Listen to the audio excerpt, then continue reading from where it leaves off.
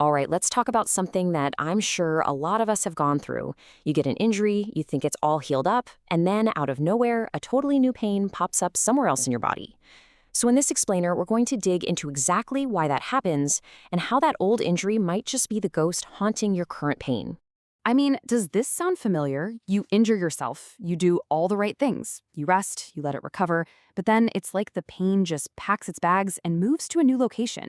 It's super frustrating and honestly pretty confusing. So, let's paint a picture. Say you sprain your right ankle. You give it about 6 weeks, it's feeling way better, but then all of a sudden your right hip starts to ache. Feels like a completely separate problem, right? But is it? Well, chances are it's not. And this gets us right to the heart of the matter. The spot where you feel the pain now, that's usually just the symptom. The real issue, the actual root cause, is probably hiding somewhere else entirely. Here's the thing you have to remember. Your brain and your body are this incredible learning machine. So when you first got hurt, your nervous system figured out a new way to move, to protect that spot and keep you from falling over. The problem is, even after everything's healed, your brain hasn't forgotten that protective lesson. It's still running the old software. And this is the real culprit we're looking for. It's called a compensation pattern. Think of it as a clever, subconscious workaround your body created to take pressure off the injury. It literally reroutes all that stress and strain to other parts of your body, parts that were never really designed for that kind of work. This quote just nails it. After a few weeks, the actual sprain in your ankle, that's mostly healed. The real nagging problem isn't the ankle itself anymore, it's the protective movement pattern that the rest of your body built around it. And this brings up a really important distinction.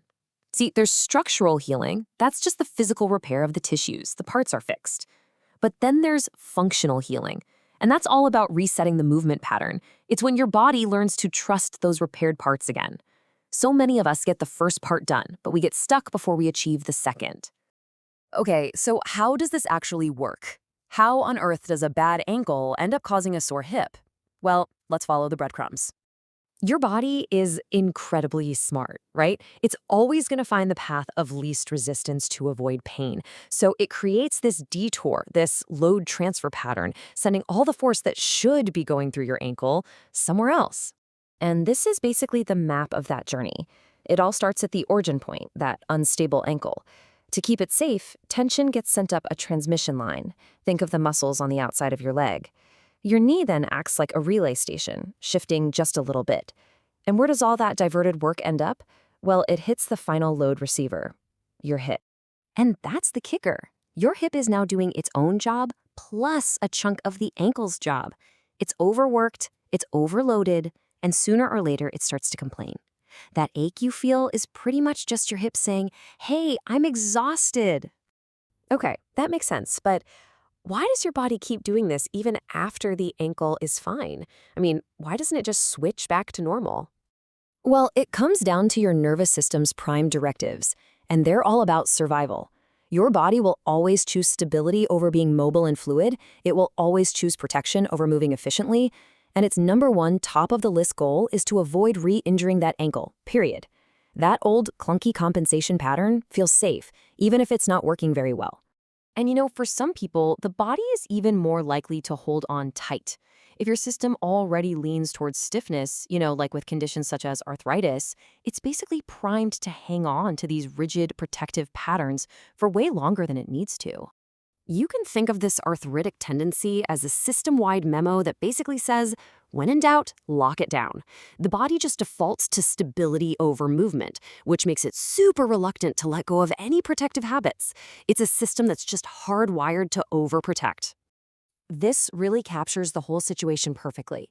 The danger is gone, the ankle is fine, but the nervous system is still running that old danger alert software. Your body is totally safe, but it's still behaving as if the threat is right there. So the big question, right? What do we do about it? How do we convince our body to finally let go of this old, unhelpful habit? Well, the answer is all about actively retraining that pattern. And the solution probably isn't what you think. More rest isn't going to fix it. The ankle is already healed. And trying to push through the pain, that'll just make your nervous system guard itself even more. The real key here is pattern re-education. You literally have to teach your body a new, safer way to move. So here's a way to think about starting that retraining process. First, you start at the source. Gently reawaken the ankle just to remind your brain that it's there. Then you rebuild its base by focusing on how the foot connects to the ground. Once that foundation feels solid, you can practice some controlled walking, which basically proves to your nervous system that it's safe. And the very last step, that's when you can tell that overworked hip, hey, your extra job is done. You can let go now. See the theme here? You're not just moving around. Every single one of those steps is designed to do one crucial thing: signal safety. And that's it. That's the whole game. You're not really trying to strengthen or stretch in the way we normally think about it. You are communicating. You're sending a clear, gentle, consistent message to your nervous system that says, hey, this pathway, the one through the ankle, it's okay. It's safe to use again. So if you remember anything, remember this. It's not really a hip problem. The ankle started the whole thing. The hip is just the loyal soldier carrying the extra weight. But the real boss, the one keeping this whole operation running, that's the nervous system. And that's where the real change has to happen. So I'll just leave you with this to think about. Next time you have some weird ache or pain, ask yourself, what story is my body telling me?